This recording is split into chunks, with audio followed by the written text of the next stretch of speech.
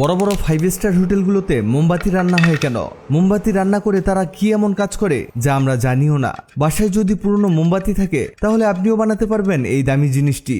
এই মোম দিয়ে যে এত উপকারী জিনিস তৈরি করা যায় আমি নিজেও জানতাম না। এক 5 স্টার হোটেল থেকে তাদের এই রেসিপি শুনে আমি নিজেও অবাক। অথচ আমার বাসায় অনেক মোমবাতি পড়ে আছে আর সেগুলো দিয়েই তৈরি করছি আজকের এই রেসিপি।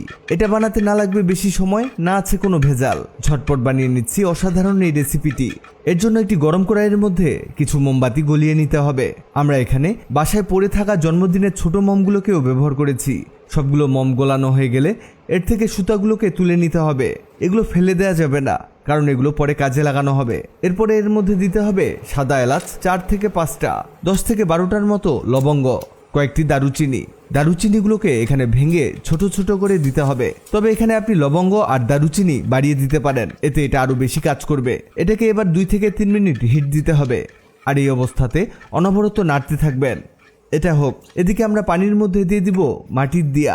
এগুলো আপনি খুবই কম দামে পেয়ে যাবেন। 20 টাকা দিয়ে 5 থেকে 7টা কিনতে পারবেন। এগুলো পানিতে দিয়ে ভালোভাবে ওয়াশ করে নিতে হবে। বিশেষ করে এর ভিতরের সাইডটা বেশি করে পরিষ্কার করতে হবে। আর এগুলোকে ওয়াশ করা হয়ে গেলে এগুলো রোদে দিতে হবে। এখানে এর পানিটাকে একেবারে শুকিয়ে নিতে হবে। এই কাজটি আপনি আগেই করে রাখবেন, তাহলে পরের কাজগুলো আরো বেশি সহজ হয়ে যাবে।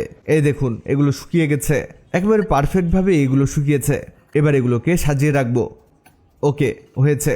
এবার এর মধ্যে সেই প্রথমে সুতাগুলোকে বসিয়ে দিতে হবে। অনেকেই মনে করতে পারেন আমরা এই মোমবাতি দিয়ে আবারও মোমবাতি বানাচ্ছি, কিন্তু না, আমরা মোমবাতি দিয়ে এমন একটি উপকারী জিনিস তৈরি করছি যা আপনার অনেক টাকা বাঁচিয়ে দিবে। এবার এর মধ্যে সেই গলিয়ে রাখা মোমগুলোকে ঢেলে দিব। আমরা এখানে এক এক করে সবগুলো দিয়াতে মোমের লিকুইডটিকে ঢেলে দিব।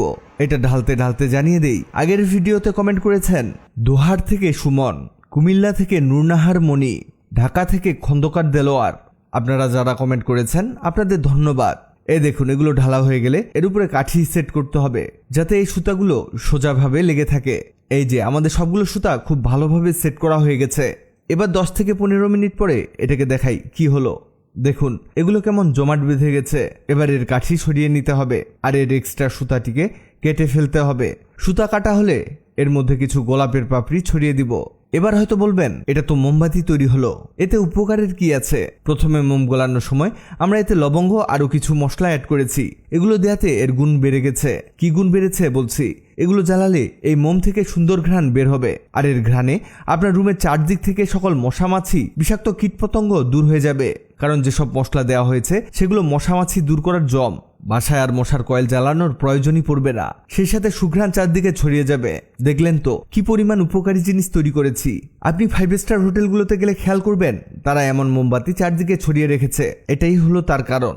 ভিডিওটি আপনার কাজে আসবে, তাই দ্রুত খুঁজে পেতে টাইমলাইনে শেয়ার দিয়ে রাখুন। আপনি কোথা থেকে ভিডিওটি দেখছেন কমেন্টে জানান, যাতে পরের ভিডিওতে আপনাকে ধন্যবাদ জানাতে পারি। ভিডিওটি ভালো লাগলে লাভ রিয়াক্ট দিন। এমন সব তথ্যবহুল ভিডিও পেতে ন্যাচারাল বিউটি হ্যাক্সকে লাইক ও ফলো দিয়ে রাখুন।